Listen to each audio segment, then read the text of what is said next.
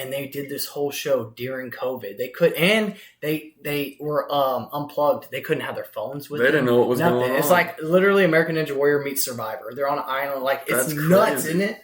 They come back, they're like, oh. They came back like Planet of the Apes. It's nuts. They freaking see us in masks and stuff. They're like, holy crap. Jesus. What happened? Yeah, man. So those two guys, I just want to give a big shout out to, man. One more show I've been watching is the Titan games, man. Oh, with The Rock as a host. That shit's intense. Bro, all right. So if I were to even try to do that, because I'd have to gain so much more muscle mass, because it's a different, it's just a different sport in its own. You know what I mean? It's like bodybuilding, powerlifting, and CrossFit all in one. And it's all intertwined. Crazy. It's nuts. But they did season 2, and I've been trying to catch up with that. It's a great show.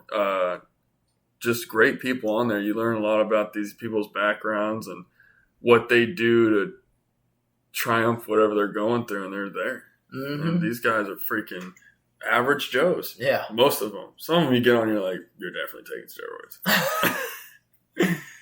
Oh my God! I want to believe that you're that huge because of willpower, and you deadlift your babies, but you're definitely taking steroids. Yeah, I mean, who knows? Performance-enhancing drug, yes. Body growth hormone, definitely. What's the next topic you want to get into with the? I do want to say one thing to everyone out there that is going. And we've been pretty good about avoiding the topic, to be honest with you. But a lot of people have been confusing their own thoughts with what the media and press is putting in their heads. Mm. And I see this in everyday life from where I work. Because, I travel around Houston, Magnolia, Cypress area. And I go up to people's houses and I mark their utilities and stuff. But, what I'm out there doing, they're out there talking to me. And they're telling me their political views because that's on everybody's mind. Right. Everybody's mind. Well, it's fueled with social media, the media, exactly. Like everything. It's popping up everywhere, right? It's bad to the point where I can repeat everything one person says into the other person's mouth because it's the exact same thing. Whether it is Joe Biden or Trump, it's the same thing. Mm. And here's a scenario that I was watching the news, which is horrible of me to do because it gets my blood pressure up. They were interviewing the new age Houstonian voters. Mm. And they were like, this has been the highest Democratic votes that they've ever seen because of in Houston, in Texas in general, but mainly in Houston. Right.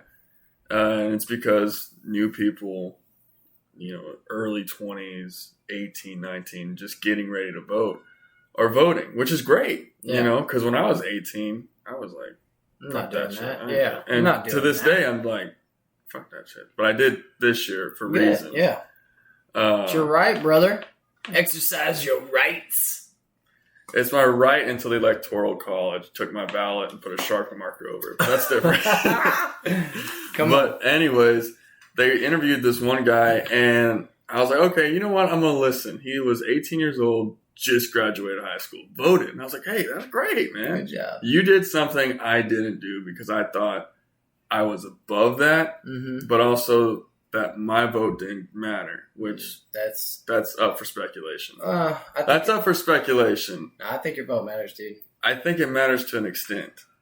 And here's what I mean by that. Mm-hmm.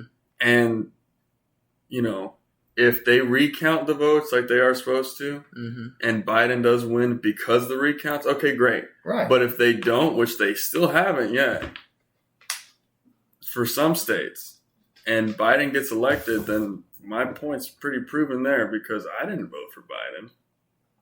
My thing... But I did the mail-in ballot. My thing personally, Sean, is I don't care who wins. I just want it to be fair. Right. Okay. And but I mean by that. I do care who wins. Let me rephrase. I do care, but no matter what, I want it to be fair. Like there shouldn't be cheating when it comes to a person running the United States of America. But you see what I mean by what I was saying is like if we don't recount these votes, if we don't validate them first before the what is it, the 20th of January? I don't know. Or 21st? Honestly. Either way, before this January. This kind of sort of happened back in, was it 2000? With Bush. Bush and Al Gore? Yes. And, I mean, that took like 37 days. And Bush. And I remember that happening because I remember my mom and dad, like, talking to me about what was going on, and they had to recount it, and you've never heard of President, Al Gore. That never happened. But all I'm saying, man, is if Biden wins and it's fair, I'll accept it, just like I accepted Obama. But I'm not going to accept someone winning through fraud and cheating and all of that. That's not cool. That's unacceptable in my opinion. And that's what I mean by that. And people that are like, oh, y'all just need to, suck it up. Like, excuse me. Y'all are the ones that have freaking been, rioting and destroying businesses. Like, I was never a part of that when Obama got elected. You never saw any of us burning down businesses. That never happened. Like, come on, man. Let's be real. Let's be civilized human beings and support each other. And no matter who's a winner, like, as long as it's fair, like, let's all, no matter if Biden or Trump wins, let's all come together regardless. Yes, as a United States of America. Exactly. If it's Trump, if it's Biden, we all need to stand together, no matter our different, like, I can talk to people that have completely different opposite opinions as me, and I'm like, we're still, friends. Yeah, we're still friends. Exactly. And that's how it is with me and my buddy at the gym. He voted for one person, I voted for the other. Yeah. And we're both neutral on it. Like, I told him my reasons, he told me his. And I see where he's coming from. That's the majority of the people I talk to, that's how it is in conversating, right? Right. So the media is lying to all of us. And that is a big problem that I feel like we need to address. Because if you're getting constantly fed lies through the TV, if you're consistently watching it and you're getting all these lies, that's what you're going to start believing. That's what I think the problem is people watch too much of the crap. They just need to turn it off and just sit back and relax. Yes. It's gonna get better. Yeah. And one thing and this is where I was getting to, all these people are going, he won. Just because the media says, oh, he won, the media is not the country. And they don't call anything. That's right. That's not. I just want to put that out there. That's the fact. Because and I know you're going to bring up a tweet. Yeah. About Trump just tweeted this today. So check this out. Dominion deleted, check this out, 2.7 million Trump votes nationwide. Data analyst finds 221,000 Pennsylvania votes switched from President Trump to Biden. 941,000 Trump votes deleted. States using Dominion voting systems switched from 435,000 votes from Trump to Biden. Okay. That's a problem. A major one. And again, that's what I'm saying is that's why I have such a problem with the voting system now. I think anything run by people have agendas.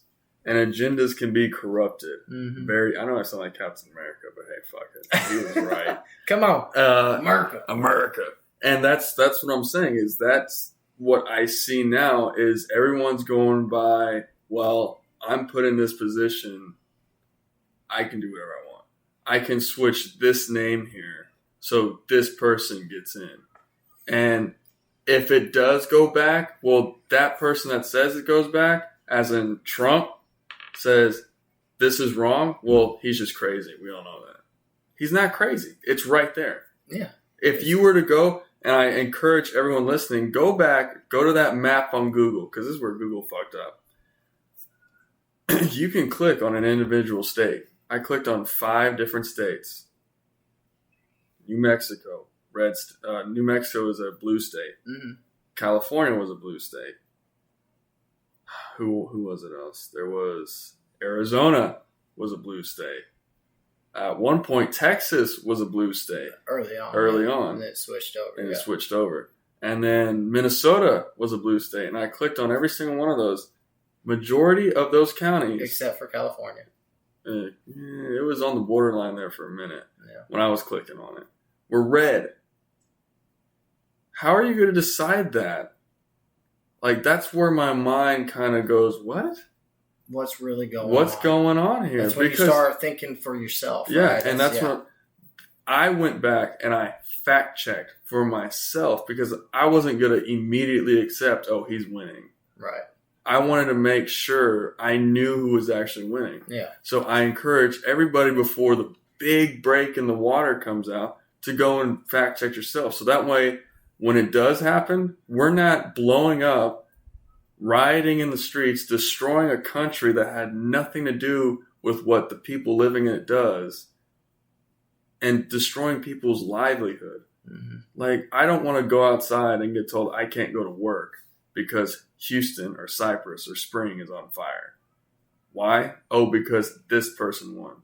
Right. I want to be able to say, hey, everyone to say, like you and I, hey, he won. It was fair. They went back. They counted the votes. Right. They did everything they needed to do. Well, you can't fix stupid. No, that's where it comes down to. But I feel like, you can try to encourage stupid in the right direction. You could, but you can't lead a horse to water and expect it to drink either. Right.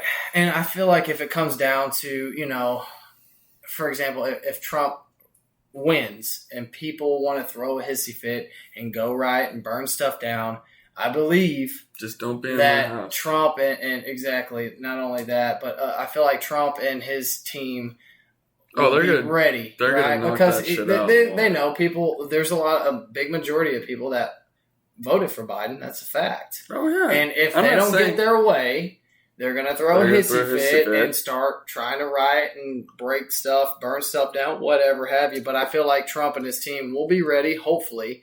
And, could you imagine if Biden won and all the Republicans said, you know what, we're going to load up our guns and we're just going to go crazy just like that? I mean, come on. Like, it'd be shoot on sight. You know what I'm saying? But, like, let's get real. You know what I mean? Like, can't we all get along? Just get along. There's a song. Come on, man. It's a good country song. If you've never heard of it, you should look besides all that extra stuff, I do want to point this out. I found this interesting. Did you watch the Mike Pompeo thing? I have not.